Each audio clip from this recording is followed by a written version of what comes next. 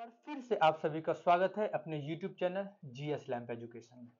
तो जैसा कि अभी आप देख रहे हो, मैंने टोटल अभी तक 14th टेस्ट सीरीज, मैंने ये टेस्ट सीरीज नाम के लिए बोल रहा हूँ कि टेस्ट सीरीज है, बट उसमें हर एक में सब पार्ट है और हर एक में एटलीस्ट 20 to 25 क्वेश्चन के साथ साथ हर एक पार्ट का, हर एक टेस्ट सीरीज का कम से कम 8 to 9 पार्ट है। आप जाके चेक करना। और हर एक में अच्छे खासा पूरा फुल ऑन एक्सप्लेनेशन के साथ वहां पे मैंने हर एक टेस्ट सीरीज को कंप्लीट किया, ठीक है।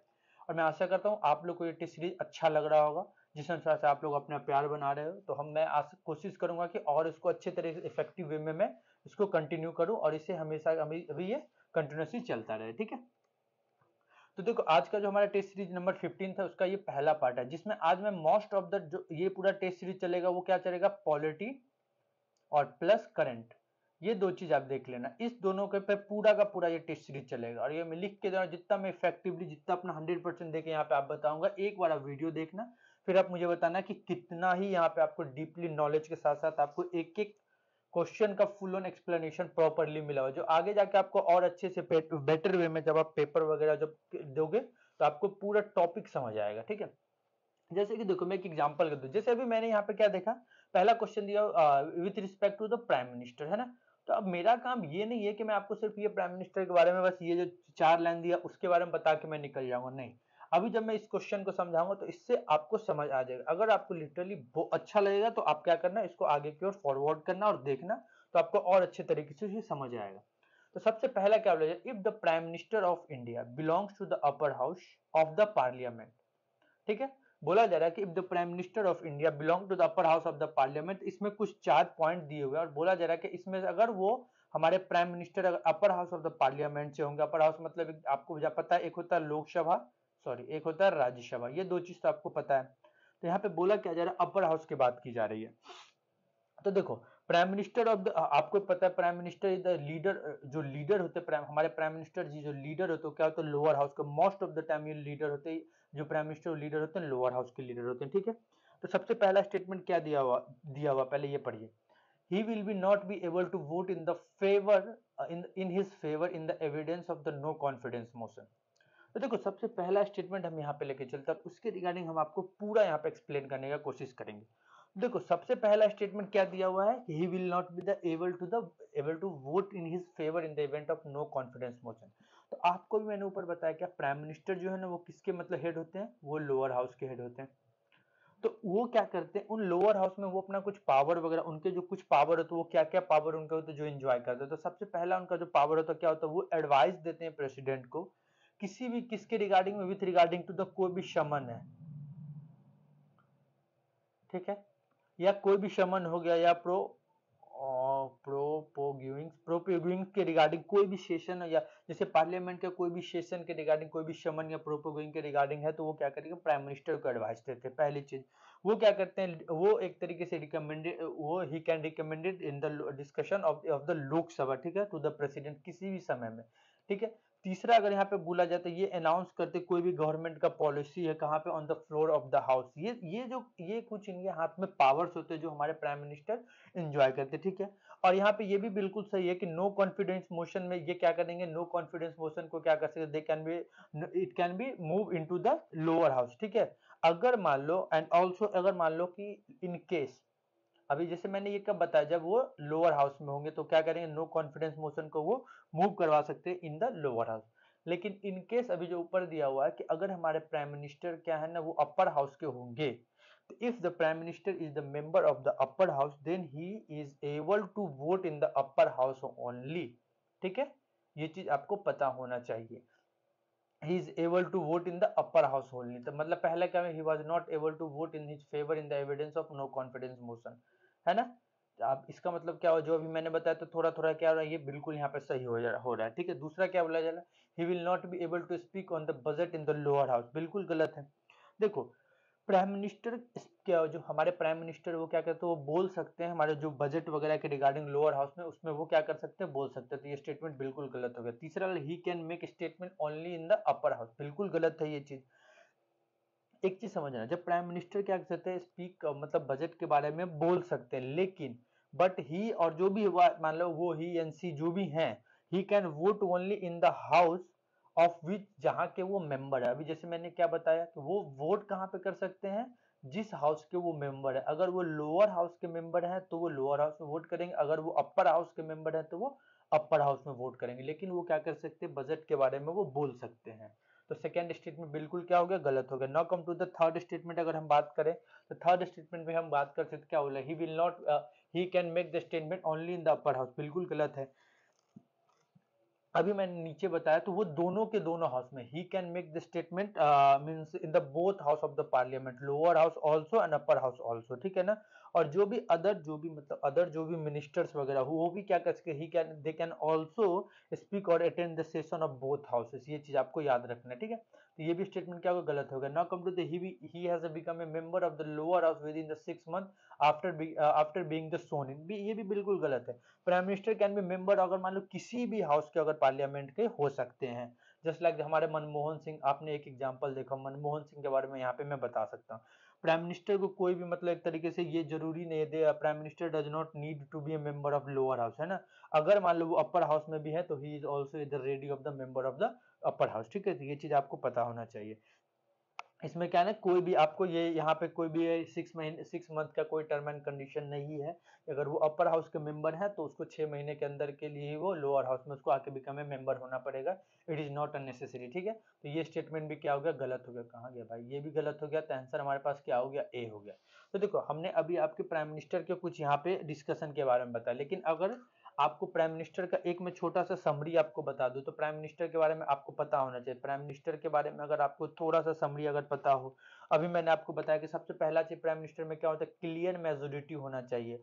अगर उनके हाथ में, उनके पार्टी के हाथ में, जिस जिस पार्टी के हाथ में अगर क्लियर मेजोरिटी रहता है, ठीक है ना, वो पार्टी आपस में मिलजुल के क्या कर सकते हैं, एक प्राइम मिनिस्टर को क्या कर सकते हैं, वो सॉरी प्रेसिडेंट, सॉरी हाँ yes sorry sorry, prime minister को वो क्या कर सकते हैं, वो चूज कर सकते हैं। जैसे अभी मान लो बीजेपी है, लेटेस्ट सपोज मैं आज के लेटेस्ट एग्जांपल दे रहा हूँ, बीजेपी हो गया, बीजेपी के साथ दो से तीन पार्टी और मिल के क्या कर रही है, आज के दौर में उनके पास मेजोरिटी है, और उन लोगों ने सभी ने मिल के क्या कर दिया, आदरणीय प्राइम मिनिस्टर जो हमारे मनमोहन सॉरी नरेंद्र मोदी जी, उनको इन लोगों ने मिल के यहाँ पे बनाया, ठीक है ना। तो यहाँ पे यही चीज बताने की कोशिश की जा रही है।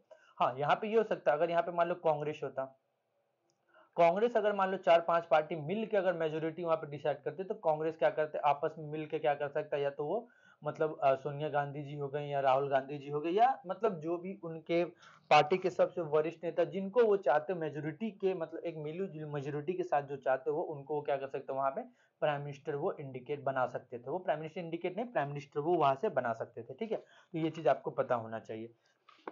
थोड़ा सा केस में और आपको बता दूं, प्राइम मिनिस्टर का आपको पता ही है, ओथ वगैरह या कोई भी चीज है, तो अभी मैंने प्राइम मिनिस्टर का फंक्शन वगैरह थोड़ा सा आपको यहाँ पे मैंने बताया है। तो ये सारा का सारा चीज आपको पता होना चाहिए। जैसे मैंने रिलेशन के बारे में बताया, क्या क्या रिकमेंडेड करते हैं, क्या क्या उनके पावर है, तो ये सारा का सारा चीज क्या ना आपको यहाँ पे पता होना चाहिए। ये आपके लिए क्वेश्चन भी है कि इनका फंक्शन एंड पावर आपको प्राइम मिनिस्टर का क्या ना डिस्कस करना है। जैसे मान लो कि आपको मैं बता दूं, अगर पावर कहाँ कहाँ पे होते हैं, इन रिलेशन कहाँ पे, in relation to the council of, in relation to the council of minister की बात मैं कर लूं पहला। दूसरा अगर मैं यहाँ पे बात कर लूँ तो क्या होगा, रिलेशन टू द प्रेसिडेंट, उसके रिगार्डिंग भी कोई ना कोई यहाँ पे क्या इनके पास पावर है। फिर मैं बात करूँ in relation to the parliament, यहाँ पे भी कोई ना कोई इनकी बात हो सकती है। तो ये सारा का सारा चीज आपको क्या है ना यहाँ पे याद इन द सेंस क्या क्या है, ये चीज आपको पता होना चाहिए। जैसे मान लो और कोई अदर फंक्शन की अगर मैं बात करता हूँ, ठीक है, तो जैसे मैं कुछ अदर फंक्शन की यहाँ पे मैं बात करता हूँ, एक सेकेंड। जैसे कि अदर फंक्शन मैं बता दूं, वो क्या होता है, चेयरमैन भी होते हैं, कहाँ के, नीति आयोग के भी वो चेयरमैन होते हैं। अगर मैं बात करूँ नीति आयोग की, अगर मैं बात करूँ तो वो वहाँ पे भी क्या होते हैं, वो एक सेकेंड, नीति आयोग के भी चेयरमैन होते हैं। फिर मैं जैसे मान लो पार्लिया, जिसको पहले प्लानिंग कमीशन बोला जाता है, फिर मैं दूसरा यहाँ पे अगर मैं बात करूँ तो वो चेयरमैन क्या होता है, नेशनल, अगर नेशनल डेवलपमेंट काउंसिल का मैं बात करता हूँ, उनके भी बात यहाँ पे की जाती है। फिर अगर मैं तीसरा नेशनल इंटीग्रेटेड काउंसिल ऑफ, अगर नेशनल इंटीग्रेटेड काउंसिल, हाँ national integration council, sorry national integrated council हो गया, या इंटर स्टेट अगर मैं बात करूँ, इंटर स्टेट काउंसिल की मैं बात करता हूँ, तो इन सभी के क्या होता है, ये चेयरमैन होते हैं। मतलब ये एक तरीके से क्या होता है, एक सिग्निफिकेंट रोल प्ले करते हैं, जिसका बहुत ही ज्यादा मायने इंपॉर्टेंस रहता है। तो ये हमारे प्रेसिडेंट का, ये प्राइम मिनिस्टर का यहाँ पे कुछ बातें होती है। फिर अगर यहाँ पे कुछ आर्टिकल्स की मैं बात करूँ, जैसे मैं आर्टिकल 75 की मैं बात करूँ, ठीक है। देखो ये सारा का सारा आपको क्वेश्चन में नहीं दिया हुआ, मैं अभी आपको इसलिए बता रहा हूँ कि आपको ये चीज बाद में पता होना चाहिए कि ये चीज सही है, समझ आ रहा है या नहीं समझ आ रहा है, ठीक है। जैसे मैं अभी आर्टिकल 75 की मैं बात कर रहा हूँ, तो आर्टिकल 75 की अगर मैं एक से तो आर्टिकल 75 जो, जैसे आर्टिकल 75 या 74 हम लेके चलते, सबसे पहले हम एक आर्टिकल लेते 74, ठीक है। तो आर्टिकल अगर हम 74 लेते हो, एक सेकेंड हट का है, हाँ, आर्टिकल जैसे मैंने 74 लिया, उसमें क्या बोला जाता है, जैसे मतलब ये क्या होता है, काउंसिल ऑफ मिनिस्टर की हम यहाँ पे बात करें, जैसे काउंसिल ऑफ मिनिस्टर होता है ना, वो एड एंड एडवाइस देता है किसको, प्रेसिडेंट को, ये चीज आपको पता है। काउंसिल ऑफ मिनिस्टर की हम बात करते हैं, क्या करता है, एड एंड, अगर कोई आपसे पूछ ले, एड एंड एडवाइस देता है किसको, प्रेसिडेंट को, ठीक है ना, एडवाइस टू प्रेसिडेंट, है ना।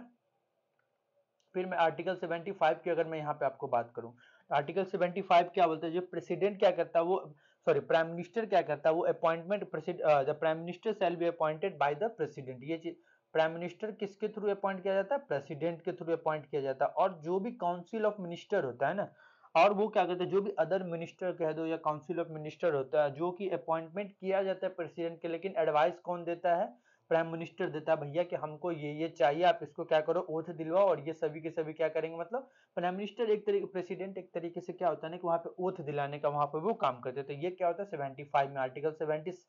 अगर मैं 8 की बात करूँ, ये मैं कुछ इंपॉर्टेंट आर्टिकल्स की यहाँ पे मैं आपको बात कर रहा हूँ, है ना। तो आर्टिकल अगर मैं 78 की मैं बात करता हूँ, तो ये क्या करता है, ये प्राइम मिनिस्टर की कुछ ड्यूटी होती है, मतलब प्राइम मिनिस्टर के जो हमारे होते हैं, उनकी कुछ ड्यूटी होती है। जैसे क्या होता है कि वो कम्युनिकेट कर सकते हैं, प्राइम मिनिस्टर क्या कर सकते हैं, वो कम्युनिकेट कर सकते हैं प्रेसिडेंट से किसी भी डिस्कशन के regarding, all the discussion regarding of the council of minister related, जो भी होता है, जैसे एडमिनिस्ट्रेशन के अफेयर वगैरह के रिलेटेड, जैसे यूनियन वगैरह के रिलेटेड, जो प्रपोजल हम लेजिस्लेचर में वो लोग देना चाहते हैं, उसके रिगार्डिंग आर्टिकल 78 की यहाँ पे बात की जाती है। फिर अगर हम बात करें, उसी में कुछ और होता है, जैसे कुछ इन्फॉर्मेशन है उसके रिगार्डिंग भी वो क्या करता है, वहां पे एक तरीके से इंपॉर्टेंट जो डिस्कशन होता है उसकी यहाँ पे हम लोग बात करते हैं। फिर अगर हम बात करें कि ये सारे के सारे जो इंपॉर्टेंट जो डिस्कशन होता है, जो प्राइम मिनिस्टर करता है किसके थ्रू, किसके साथ, प्रेसिडेंट के साथ, वो किसको होता है, आर्टिकल 78 में वो आता है, ठीक है। तो ये चीज आई थिंक आपको पता होना चाहिए। Now come to the second question, ये मेरे तरफ से कुछ बेसिक ये चीज था, जो चीज आपको समझ आना चाहिए कि हाँ ये चीज एक इंपॉर्टेंट है। Now come to the second question, अगर हम लेके चलते हैं, तो सेकंड क्वेश्चन में किसके रिगार्डिंग बोला जा रहा है, सेकंड क्वेश्चन भी एक तरीके से प्राइम मिनिस्टर के रिगार्डिंग ही बोला जाता है। प्राइम मिनिस्टर में जो मेन और इंपॉर्टेंट जो भी चीज होता है उसकी बात यहाँ पे हम लोग करते हैं। जैसे देखो, प्राइम मिनिस्टर के रिगार्डिंग एक क्वेश्चन यहाँ पे क्या बोला, चेयरमैन से बोला क्या जाए, prime minister of India, it is the chairman of which of the following. यहाँ पे कुछ यहाँ पे नाम दिए हुए उनके रिगार्डिंग, यहाँ पे कहाँ कहाँ के इनके किसके वो प्राइम मिनिस्टर मतलब चेयरमैन होता है। अभी मैंने बताया, देखो नीति आयोग होते हैं, ये नीति आयोग को तो प्राइम मिनिस्टर चेयरमैन होते हैं, किसको रिप्लेस करके लाया गया था, तो ये प्लानिंग कमीशन को क्या किया गया था, रिप्लेस करके नीति आयोग को लाया गया था। पहली चीज, जो जो प्राइम मिनिस्टर, अगर सॉरी, अगर पूछा जाए कि नीति आयोग क्या है, तो एक तरीके से क्या है ना, एग्जीक्यूटिव बॉडी है, ये चीज आपको पता होना चाहिए। नेक्स्ट अगर हम यहाँ पे बात करते हैं, जैसे अगर और क्या क्या जहाँ पे मेन मेन ये इंपॉर्टेंट बॉडी में ये चेयरमैन है, तो हम लेके चलते थे, एक होता है, इसी में और मैं ऐड कर देता हूँ, आई थिंक यहाँ पे नहीं दिया हुआ, और यहाँ पे मैं नेक्स्ट अगर बात करूँ तो क्या होता है, international board of wild life की मैं बात करूँ, ठीक है।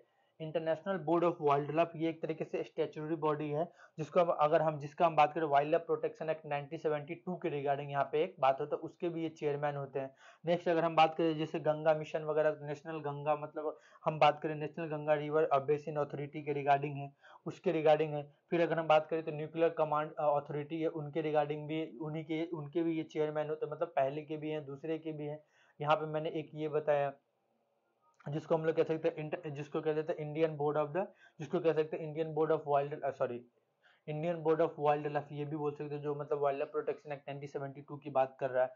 फिर अगर हमने बात किया national Ganga river basin authority की बात की, सॉरी, फिर अगर हम बात करें तो नेशनल डिजास्टर मैनेजमेंट अथॉरिटी का यहाँ पे हम बात करते हैं, ये इनके भी वो एक तरीके से क्या है ना, मतलब चेयरमैन होते हैं। फिर अगर इसमें हम ऐड करें तो क्या, इंटर स्टेट काउंसिल का मैंने अभी पीछे ही बताया, किसके, इंटर स्टेट काउंसिल की बात मैंने की। फिर अगर हम यहाँ पे नेक्स्ट बात करें, नेशनल इंटीग्रेशन काउंसिल का भी मैंने बात किया, नेशनल इंटीग्रेशन काउंसिल का भी मैंने पीछे बात किया। फिर अगर हम बात करें CISR, जिसको council of scientific and industrial research, CSIR के बारे में मैंने अभी यहाँ पे आपको बताया। तो ये सभी के सभी क्या होता है, एक तरीके से इनके एक तरीके से ये क्या होते हैं, मतलब यहाँ के वो प्राइम चेयरमैन होते हैं, चेयरमैन हमारे प्राइम मिनिस्टर होते हैं। देखो इनका मेन, अगर मैं आपको यहाँ पे बात करूं, तो आप एक तरीके से यहाँ पे एक चीज समझना, मैं क्या समझाने का आपको कोशिश कर रहा हूँ यहाँ पे कि जो क्या क्या मेन इंपॉर्टेंट, जैसे अगर मैं बात करूँ department of space and atomic energy की मैं बात करता हूँ, ठीक है। तो यहाँ पे पहले अगर आंसर की हम बात करें तो आंसर सी होगा, क्योंकि 4 के तो वो है नहीं, चारों यहाँ पे जो भी उनका आपको पता चल गया। अब हम यहाँ पे थोड़ा सा और बात करते हैं, ये देखो बहुत ही इंपॉर्टेंट रोल प्ले करते हैं, जैसे पीछे भी मैंने आपको बताया कि इसमें फॉरेन वगैरह की पॉलिसी वगैरह जो कंट्री के रिगार्डिंग है उसके रिगार्डिंग भी मैंने आपको पीछे बताया, जैसे फॉरेन पॉलिसी के रिगार्डिंग होता है, कुछ भी इशू होता है फॉरेन पॉलिसी के रिगार्डिंग भी ये बहुत ज्यादा इंपॉर्टेंट रोल प्ले करते हैं। फिर मान लो और ड्यूरिंग दैट टाइम जब कोई क्राइसिस वगैरह आ जाता है, मान लो क्राइसिस को मैनेज करने का ना सबसे बड़ा मतलब हाथ किसके हाथ में रहता है, जैसे कोरोना के समय में आपने देखा हमारे प्राइम मिनिस्टर ने एक अलग अलग फंड बनाया, फिर वो अलग उसका इम्पैक्ट क्या है वो अलग जी, लेकिन मैनेज करने का काम किसका होता है, प्राइम मिनिस्टर का ड्यूरिंग इमरजेंसी में। और ये क्योंकि देखो कोई भी ये एक पॉलिटिकल पार्टी के ये क्या होता है, ये लीडर होता है, जो पार्टी क्या होता है वो पावर में होता है, ये चीज होता है। तो ये पॉलिटिकल हेड भी इसको हम लोग कहा जा सकता है, ठीक है। तो ये चीज आपको पता चल गया चेयरमैन के रिगार्डिंग। अगर कोई आपसे आप कोई भी क्वेश्चन पूछे तो आई थिंक मुझे ऐसा लग रहा है कि आपको कोई प्रॉब्लम नहीं आना चाहिए।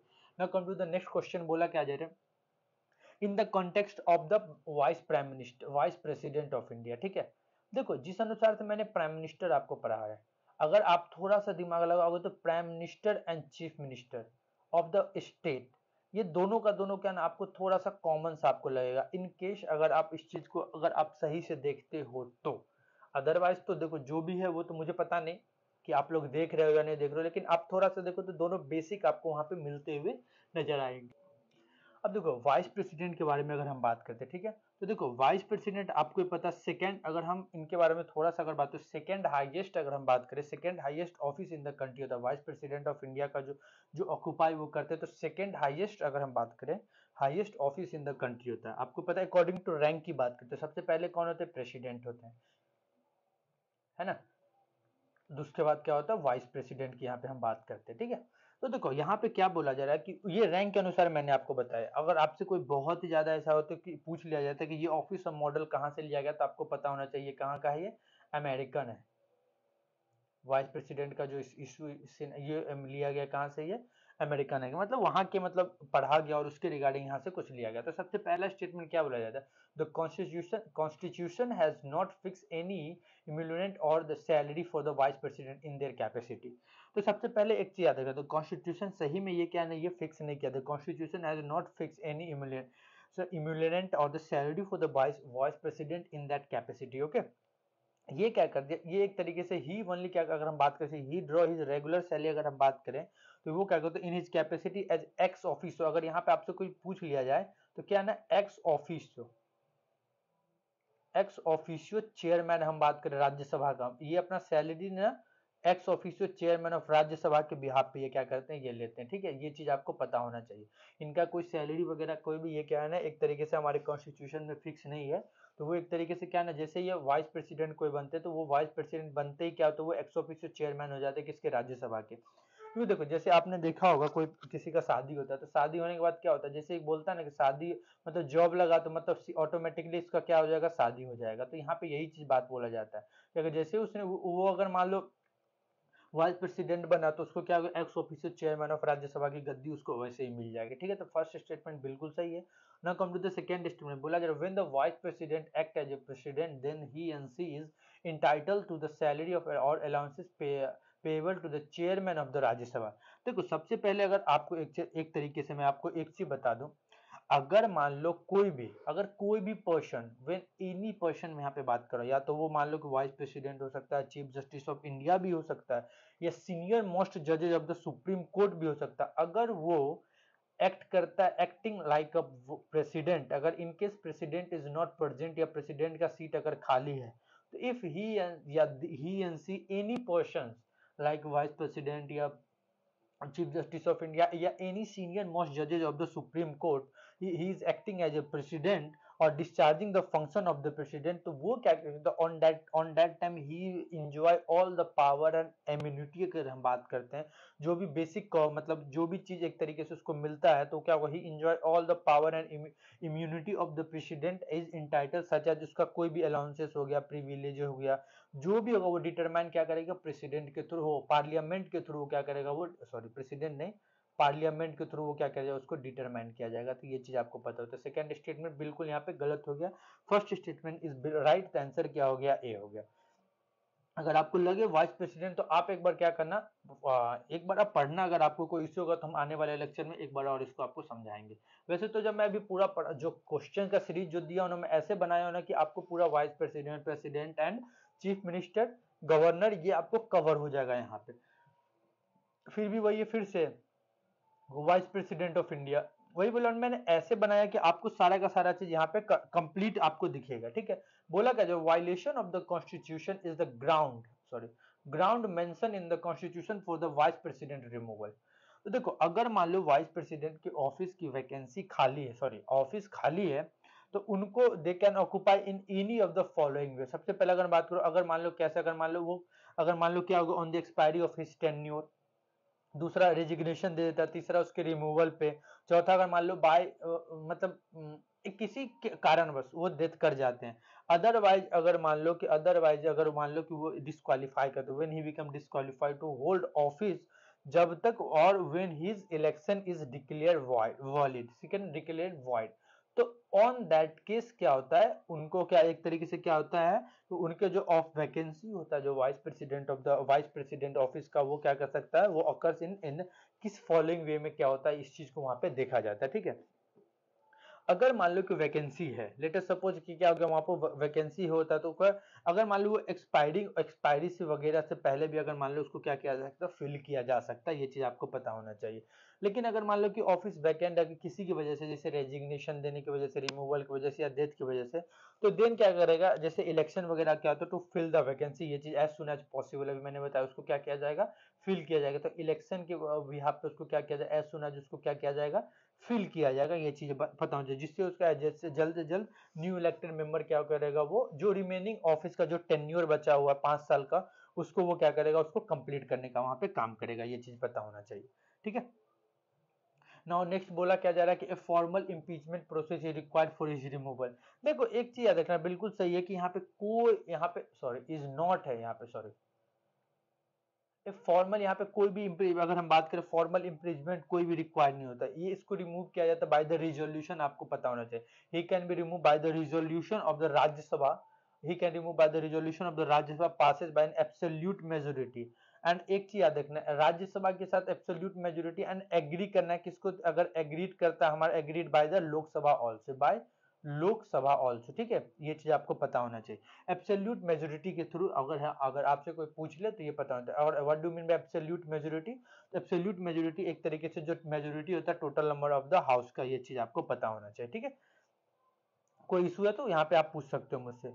तो अगर आपसे कोई क्वेश्चन पूछ ले कि कौन सा करेक्ट स्टेटमेंट है, तो अभी मैंने बताया क्या कि अभी पहले देखो ये भी स्टेटमेंट गलत हो गया, ये भी स्टेटमेंट गलत है। ऊपर क्या बोला, जो violation of constitution is the ground mention in the constitution to for the vice president removal. अभी मैंने सारा कंडीशन बता दिया, तो ये भी स्टेटमेंट क्या हो गया, गलत हो गया।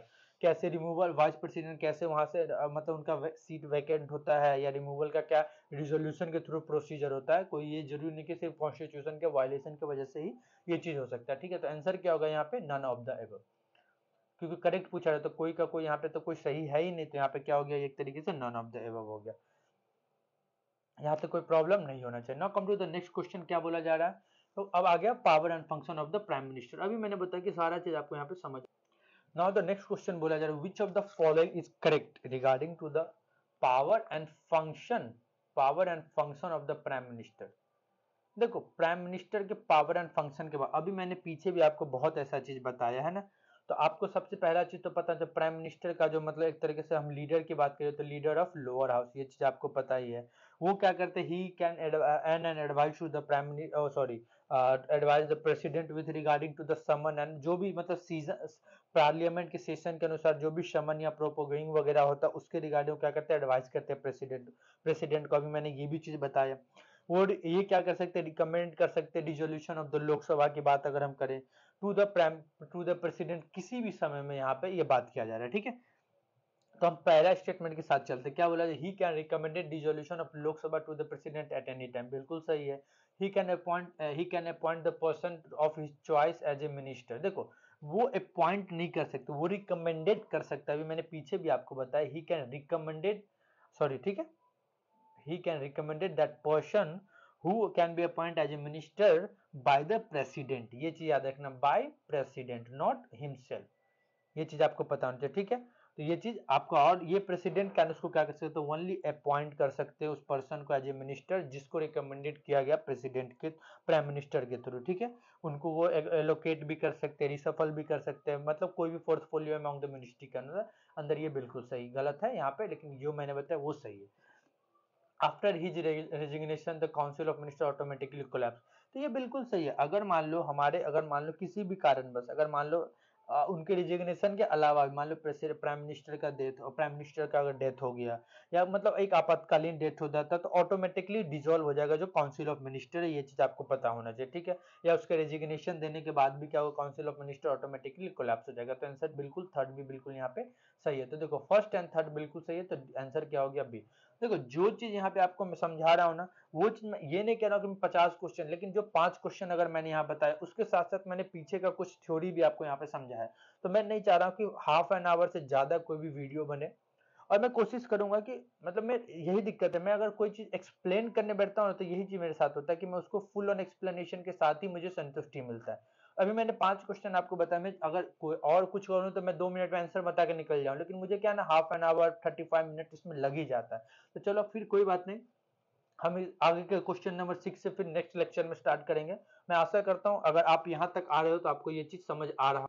अगर आप लास्ट तक आए हो तो मैं एक चीज बताऊंगा, अगर आपको लास्ट तक आप हमारे वीडियो में आए हो, अगर आपको ये लगे कि आपके लिए बहुत ही ज्यादा इफेक्टिव है, तो आपको कुछ नहीं करना। देखो अगर ये आपके लिए इफेक्टिव है तो आपको क्या करना, इसको शेयर जरूर कर देना, वन चीज। दूसरा क्या ना, बस एक वीडियो को लाइक एंड कमेंट।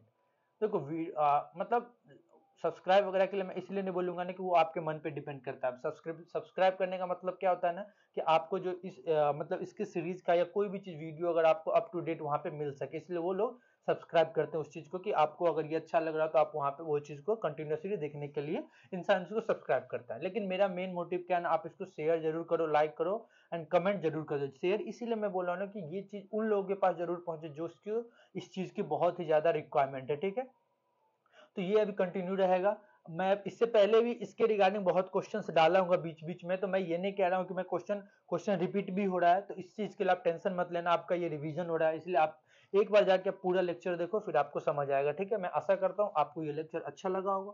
अगर आपको लेक्चर अच्छा लगा तो प्लीज हमारे चैनल पे बने रहे, और हमारे चैनल को ज्यादा से ज्यादा लोगों के साथ शेयर करें, लाइक करें वीडियो को, कमेंट जरूर करो। फिर मिलेंगे हम नेक्स्ट लेक्चर में। जय हिंद जय भारत, इसी जोश के साथ फिर मिलेंगे हम नेक्स्ट।